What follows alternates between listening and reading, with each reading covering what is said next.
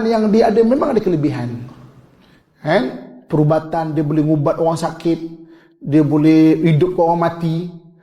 Dia ada satu teknologi, bahasa kita sihir lah. Bahasa kita sebut sihir. Dajjal tu boleh sihir. Tapi kalau bahasa kalau bahasa moden dia teknologi lah. Kan, sebab dia dah dia dah ada satu teknologi yang besar. Okey. Ingat tak saya sebut tadi, Nabi Adam AS diturunkan dengan ilmu kan. Okey, kemudian daripada Nabi Adam sampai Nabi Nuh, berapa dia punya tarikh? Berapa lama? Ingat tak? 1,600 tahun Betul? 1,600 tahun. Okey. Orang kedua yang dibagi ilmu yang besar adalah Nabi kita Muhammad SAW. Turunnya Al-Quran. Dengan Al-Quran tu kita tengok. Maksudnya banyak ulama Islam pernah lead benda-benda sains, kan? Sampai daripada sains yang diterokai oleh ulama Islam disambung oleh orang Barat, kita ada teknologi macam ni. Okey? Daripada zaman Nabi kita Muhammad sampai kita sekarang, berapa lama tarikh dia? Ingat tak? Kita berapa hijrah sekarang? 1,400 kan? 1,400 kan? Betul? Kalau zaman Nabi kita Muhammad sampai kita 1,400 tahun dah moden macam ni, kalau kita nak tahu apa yang ada zaman Nabi Nuh AS, kena tunggu 200 tahun lagi. Sebab Nabi Adam sampai Nabi Nuh 1,600 tahun. Kan? Kita 1,400 tahun dah canggih macam ni. Mana tak, barulah kita faham kenapa umat Nabi Nuh tak percaya pada Nabi Nuh. Macam kita sekarang, moden macam ini pun berapa ramai orang tak bertuhan dah. Dah sombong, tak perlu Tuhan dah. Dah engkar dah. Kan? Ni dia. Okey. Jadi biar kakak tuan-tuan sekalian okey, nanti first akan keluar Dajjal. Okey, kita faham. Dajjal Tamim Adari pernah jumpa, badannya besar, umat Nabi Nuh memang ilmunya tinggi. Okey, sebab itulah dia boleh pergi ke satu tempat sekelip mata. Kan? Bahasa lamanya sihir lah, bahasa modernnya teknologi. Dia boleh transfer satu tempat sekelip mata. Macam mana boleh buat? Kita hari ni nak kapal terbang pergi ke London, pergi ke mana, berbelas jam. Ini sekelip mata. Macam mana tu? Kan? Sekarang ni Elon Musk ni 1 juta billionaire tengah invest untuk space. Kan? Dia nak buat satu transit dekat angkasa. Bumi kan berputar. Hari ni kita nak pergi US, kita bukan naik kapal terbang macam ni. Kita naik, lepak sekejap dekat angkasa, bumi berputar, turun balik, sampai US, 3 jam sampai US. Elon Musk kan tengah explore benda tu. Maknanya satu terminal kat angkasa. Jadi kita tak perlu naik kapal terbang. Nak pergi US sampai 30 jam, 20 jam lebih. Tu kan. Ni naik, bumi pusing, ni turun balik, 3 jam je. Maknanya kita pun dah start explore sekelip mata punya perjalanan. Macam mana Dajjal tu boleh sekelip mata ke timur dan barat mesti teknologi dia lagi tinggi kan. Teknologi perubatan dia waktu tu kan. Orang sakit, makcik sakit lutut makcik tak makcik, saya baikkan lutut makcik boleh baik lutut. Boleh bayang tak? Kita pun sekarang ada teknologi lutut kan.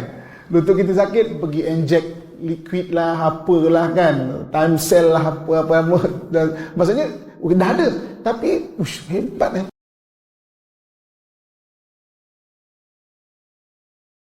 berlalunya masa fatrah. Istilah masa fatrah ni, lepas surah Al-Alaq 1 hingga 5 turun pada Nabi, lama wahyu tak turun pada Nabi. Senggang masa itulah disebut Yaumul Fatrah, tempoh fatrah. Tiba-tiba turun 1 hingga 7 Al-Muddassir. Ya ayyuhal muddassir Qum fa'anzir wa rabbaka fakabbir. Tengok ayat nombor 4. Wasiyabaka fatahhir. Dan pakaianmu hendaklah engkau bersihkan. Warrujza fahjur wala tamnun tastaksir wali rabbika fasbir. Ini surah pertama turun selepas Yaumul Fatrah. Kemudian yang ketiga baru turun surah Al-Fatihah. Jadi di sinilah orang jadi pening tuan-tuan. Pening lagu mana? Sebab dia jadi pertikaian. Hak betul wahyu pertama turun ni surah Al-Alaq ke, surah Al-Mudassir ke, surah Fatihah. Hak betul-betul. Surah mana? Al-Alaq ke, Mudassir ke, Al-Fatihah. Tiga-tiga ni, semua surah pertama turun. Cuma konteks berbeza. Itu sebab jadi dia pening tu. Pertama, surah Al-Alaq, konteks wahyu pertama turun pada Nabi ya. Surah Al-Alaq 1 hingga 5. Surah Al-Mudassir, wahyu pertama turun selepas zaman fitrah. Bukan fitrah, fatrah. Lepas Al-Alaq turun, lama wahyu berhenti, apa mari Al-Mudassir. Ini wahyu pertama selepas zaman fatrah. Manakala Al-Fatihah, wahyu pertama yang turun lengkap satu surah. Tu konteks dia. Surah Al-Alaq ada berapa belah ayat? Betul. 15. Tapi wahyu pertama turun cuma 5 ayat. Dia tak penuh. Al-Mudassir pun banyak ayat. Tapi turun hanya 7 ayat. Tapi Al-Fatihah walaupun dia turun ketiga. Tapi dia wahyu pertama yang turun satu surah secara lengkap. Faham konteks. Tiga-tiga tu wahyu pertama, konteks yang berbeza. Jadi orang duk ingat ke, hak mana 1, 3 ni wahyu pertama? Dia duk faham wahyu hak tu bermula-mula? No. Konteks dia. Yang kedua, Rasulullah inilah mengajarkan kebersihan fizikal. Tengok Allah perintahkan pakaianmu hendaklah engkau bersihkan. Kerana pakaian ni bukan setakat bersih, tetapi terurus. Ni dia mendatangkan haibah. Cuba tuan-tuan, kalau dijemput oleh yang di-Pertuan Agong, nak terima pingat tertentu. Menteri nak bagi pingat tertentu, pagi tu, malam tu kita tak buat persediaan. Baju hak baru basuh dalam mesin basuh ikut dia lah berlemuh. Aku malas nak buang sisa-sisa sabun. Aku malas nak gosok. Aku malas apa, esok kira pakai baju hak tu. Agak-agak tuan masuk dalam majlis, orang pandang lagu mana? Bukan pi telanjang. Ki pakai baju kok. Cuma baju kok tu berlemuh. Dengan top stereka, seluar pula sinsing sebelah, panjang sebelah. Rambut tak sikat. Penampilan kita tu masing-masing di meja tu tengok kita. Orang ni mari ke mana ni? Agak-agak dengan pemakaian dia, anugerah apalah yang di-Pertuan Agong nak bagi ni, tiba-tiba dapat anugerah. Apa tiba-tiba pingat jasa bakti. Jasa bakti lagu mana? Baju pun tak gosok, orang duk komplain lah. Baju bukan setakat kena bersih, tapi dia melambangkan kepribadian. Kalau kita nak bercakap pun, orang tengok dah peribadi. Belum lagi dia bercakap, nampak kemas. Walaupun tak semestinya pakaian tu melambangkan dia nak keluar pun kemas. Tapi kalau orang tengok pakaian pun kemas, muka pun cantik, halus, bahasa pun indah, lebih mudah tergerak hati orang nak terima, nak dengar. Nak terima, nak dengar. Bila kita nak present. Berbanding dengan tengok mula-mula Allah, lagu mana lah agak-agak. Walaupun tidak semestinya demikian. Cuba tuan-tuan tengok. Semua tool-tool tadi. Kalau bercakap pun kemas, penampilan pun kemas, pakaian pun kemas, kepribadian pun kemas, gaya pun kemas, lagilah terima. Lagilah mudah orang nak dengar. Nabi dahlah handsome. Pakaian sentiasa bersih, pakaian sentiasa kemas dan terurus. Nabi bercakap pun pula tak ada jerkah-jerkah. Penuh dengan kelembutan, penuh dengan kasih sayang, penuh dengan apa? Penuh dengan peringatan. Semua orang jadi terliung. Orang jadi tertarik nak dengar isi-isi bicara Nabi. Kemudian, bayangkan zaman tu. Kebersihan fizikal. Menurut hukum fiqh, Nabi dah ajak sahabat-sahabat tentang cara-cara nak bersuci. Kalau semalam bersama dengan isteri nak mandi wajib lagu mana? Kalau berak, kencing nak bersuci lagu mana? Cuba tuan-tuan bayangkan masyarakat masa tu bersama dengan isteri mandi wajib tak reti. Kencing, lepas tu tak berwuduk, berak, lepas tu tak bersuci, berak tak beristinja, berak tak basuh, contoh. Hidup dalam cemar, hidup dalam kekotoran. Nabi awal lagi melalui wahyu dah ajar konteks kebersihan meliputi fizikal dan sebagainya. Yang penting yang kedua ialah kebersihan kerohanian, spiritual dalaman. Ni sebenarnya nak buang unsur syirik. Haduk dalam tu. Sebab dalaman melibatkan kepercayaan. Kemudian nak betulkan yang kedua, konsep tentang hari kebangkitan. Sebab ramai juga musyrikin Mekah tak percaya adanya hari kebangkitan. Tak percaya adanya hari kiamat. Di sisi mereka, selepas manusia tu mati, selepas manusia tu meninggal, cerita habis. Cerita tamat, cerita padam. Kalau lagu tu senang hidup. Kalaulah selepas kematian, tak ada mungkar nakir mai buat soal jawab, senang. Tak ada mereka nak ligan kita, tanya soalan tak boleh jawab, bagi tukul. Tak ada soalan boleh jawab, bagi pelempang, bagi penendang. Kalau tak ada semua benda tu azab kubur, senang. Lepas tu bila tak ada azab kubur, akhirat pun tak ada, mahsyar pun tak ada, buku catatan amalan pun tak ada, timbangan amalan pun tak ada, sirat pun tak ada, syurga neraka tak tahu ke mana lah. Dah akhirat pun tak ada. Soalan yang selalu saya tanya kepada jemaah, kalaulah mati kita ni, mati demikian, tak ada hidup balik, tak ada hari kiamat, hidup tuan-tuan ni, baik jadi baik ke, baik jadi jahat? Bukan nak suruh jadi jahat dengan soalan ni. Tanya, kalau kita mati tu, tak ada orang nak persoal dah. Selepas kematian kita. Baik hidup jadi baik ke, baik hidup jadi jahat? Baik jadi jahat lah. Kita rogol orang. Mati pun, orang tak pertanggungjawabkan, orang tak persoalkan. Rompak bank. Tak ada siapa akan tanya balik bila mati. Scammer orang tu, tipu orang ni, rasuah sana, kebah duit masjid, tak ada siapa akan tanya. Jadi manusia hanya bertindak mengikut hawa nafsu dia.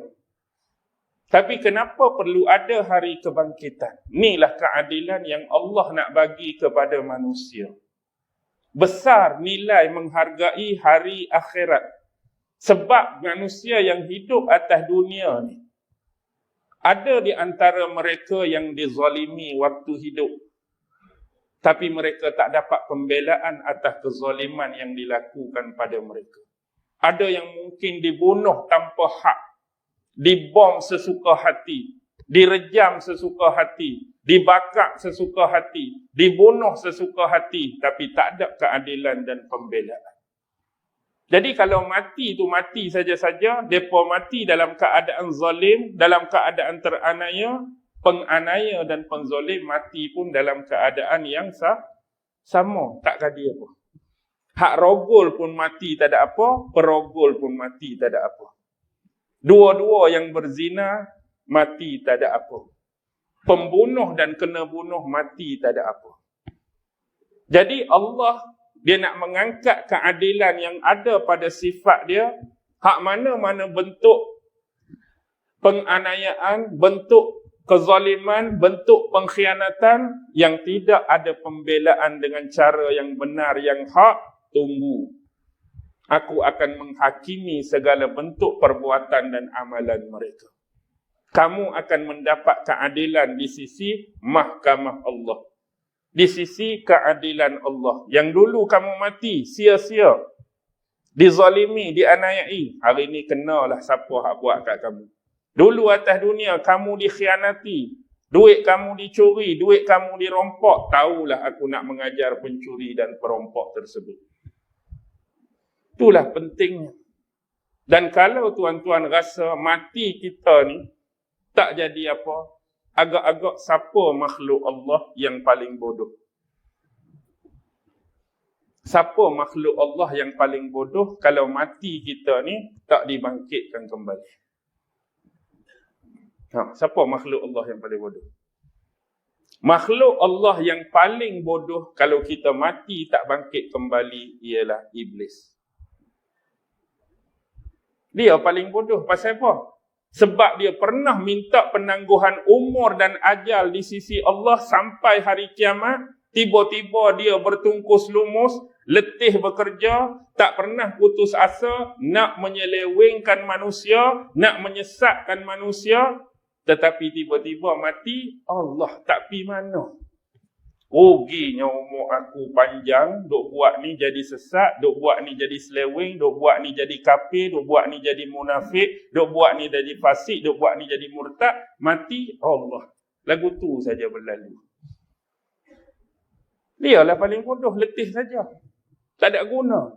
Tapi Iblis tahu tak akan ada benda ni? Yes, dia tahu.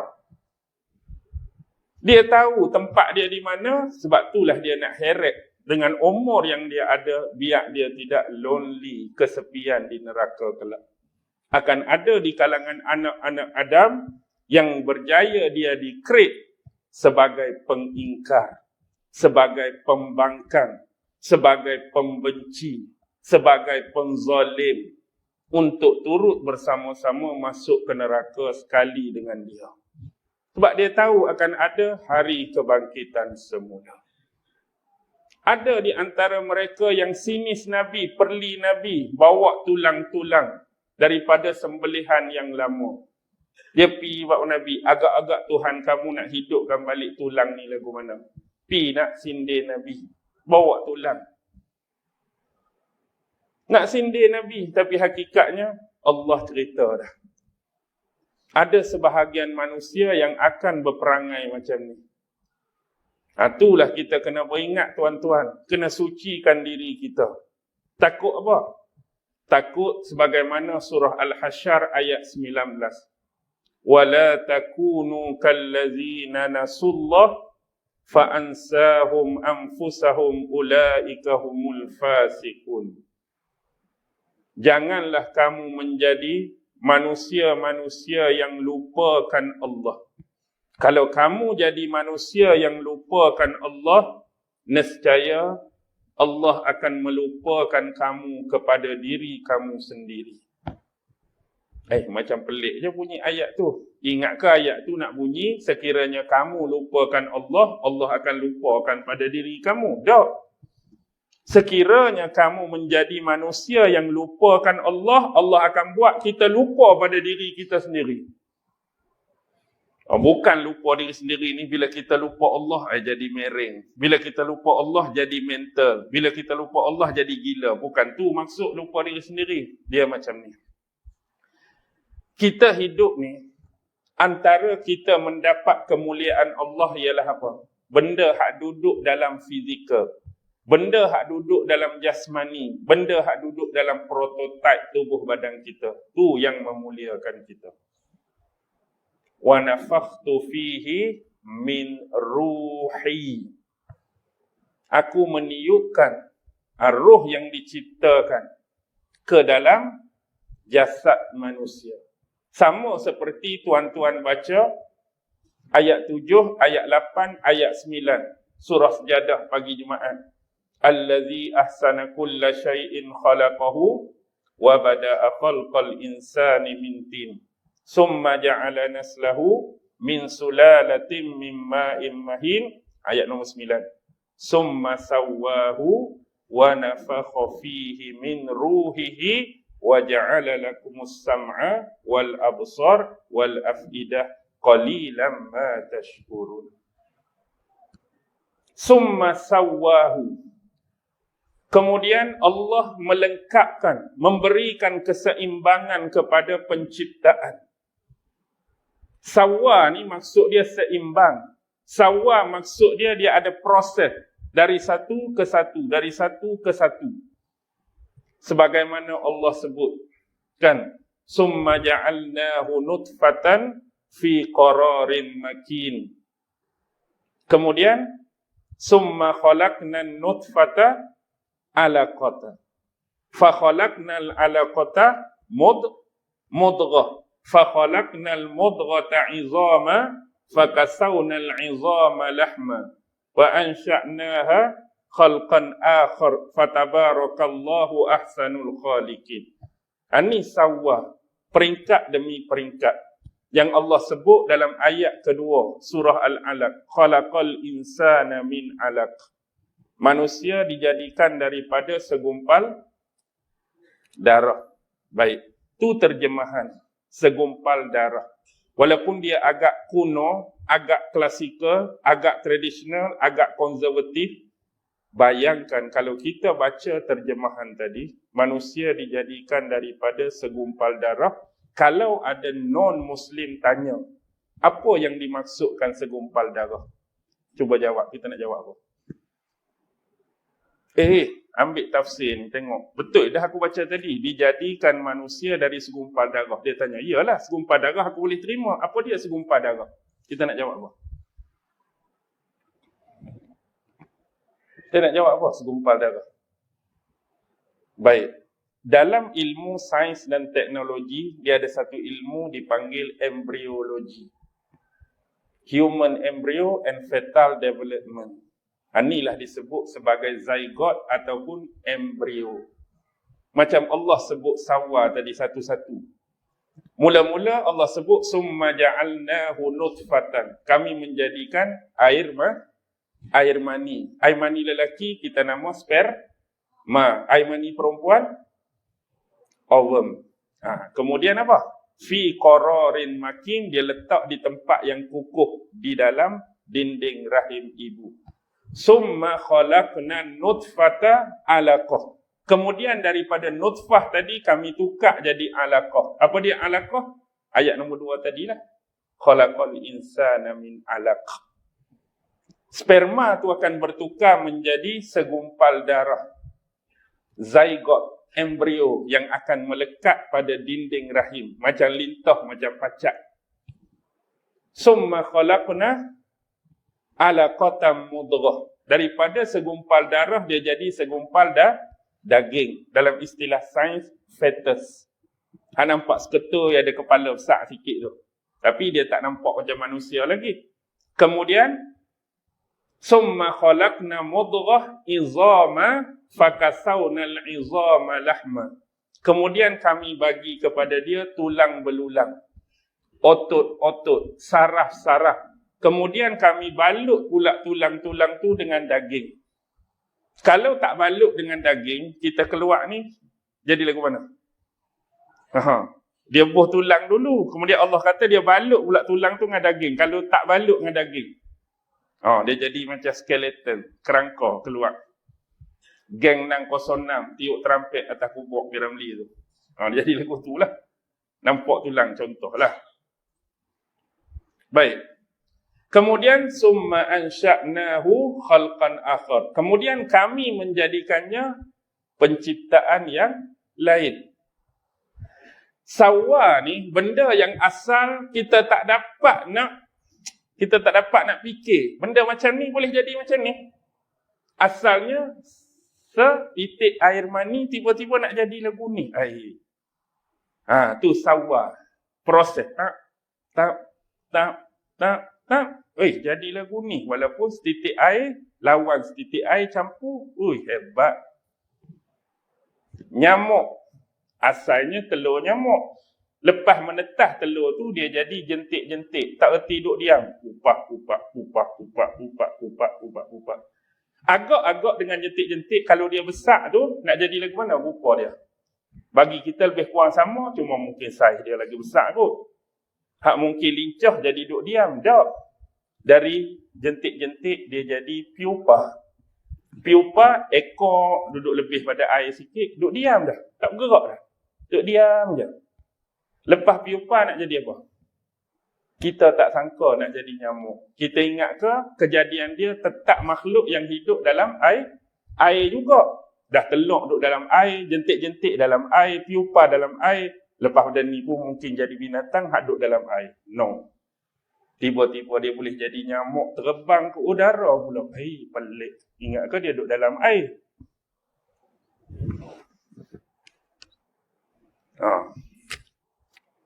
Oi, 9.45 boleh landing lah. Lebih 2 minit, tak apa. 9.50 Tengok ulat belum cas. Asalnya ulat beluncah ni kalau kita duk baca buku bawah pokok, jatuh seketui ulat beluncah. Kita buat apa? Kuih. Gelinya aku, gelemannya aku, perempuan jerit. Geli. Tiba-tiba kita tepih dia pun naik batang pokok, pi ke dahan duk sangkut, tiba-tiba dia gulung diri dia. Dia bungkus diri dia. Ni dipanggil istilah metamorfosis. Dia sedang berpuasa. Bila tamat tempoh, tiba-tiba kita tak sangka binatang hak kita geli, hak kita gelemang, hak kita jijik, hak merayap jalan perlahan, tiba-tiba nak jadi apa? Rama-rama yang cantik. Boleh terbang pula lebih pada kita. Kita nak kejap pun tak ada dah. Kalau tadi, kali kita pijak mati. Nak hambat kena pakai pencekup dia tu. Indahnya. Tadi benci. Sekarang ni ambil telefon iPhone kita. Tik-tik. Instagram. Cantik rama-rama jumpa di taman hari ni. Kita tak boleh bayangkan. Macam kita kata, carpenter. Tahu carpenter? Tukang kayu. Mari seketui kayu balak. Dia pun ring. Ring. Ring. Agak-agak kita tahu tak dia nak jadi apa? Tak tahu. Dia ni nak buat apa ni, reti kau tak reti. Dia tebuk tengah, tebuk tepi, toreh tengah, toreh tepi. Duk sejam, jadi kerusi sebiji. Tak boleh nak bayang. Tadi nampak dia buat bentuk lagu tu je. Tu sawah. Artis, pelukis.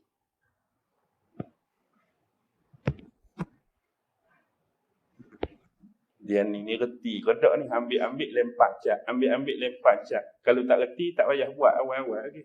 Rupanya, seng-seng. Jadi pemandangan tepi pantai yang indah dan cantik. Ingat kau dia main lempak-lempak cat tu tak reti. Sawah peringkat. Jadi. Summa sawahu wa nafakha fihi min ruhihi. Dan kemudian Allah tiupkan roh yang dijadikan. Sebab jadi masalah di sini bila dhamir hi tu dengan lafaz roh. Ruhihi. Orang ingat yang ditiup tu adalah rohnya, roh Allah. Jadi bila roh Allah kita ni ada unsur ketuhanan. Jangan silap faham. Roh yang dijadikan. Roh yang diciptakan oleh Allah, bukan roh Allah. Sama macam kita sebut beg saya. Bila sebut beg saya, beg tu termasuk sekalian diri saya ke bukan? Dah beg saya, beg tu termasuk sekalian diri ustaz? Tak. Bila sebut beg saya, nak maksudkan beg kepunyaan saya. Beg yang dimiliki oleh saya. Beg tak termasuk dalam diri saya. Kereta saya, bukan kereta tu termasuk saya. Kereta saya punya. Kereta saya punya tuan. Itulah. Allah tiup roh tu, baru manusia ada function. Tengok khitab Allah. Wa ja'ala lakum. Dan menjadikan kamu. Allah nak berbicara dengan kita, guna kum selepas roh masuk. Kalau roh tak masuk, kum tak akan berfungsi. Roh tak masuk, walaupun kita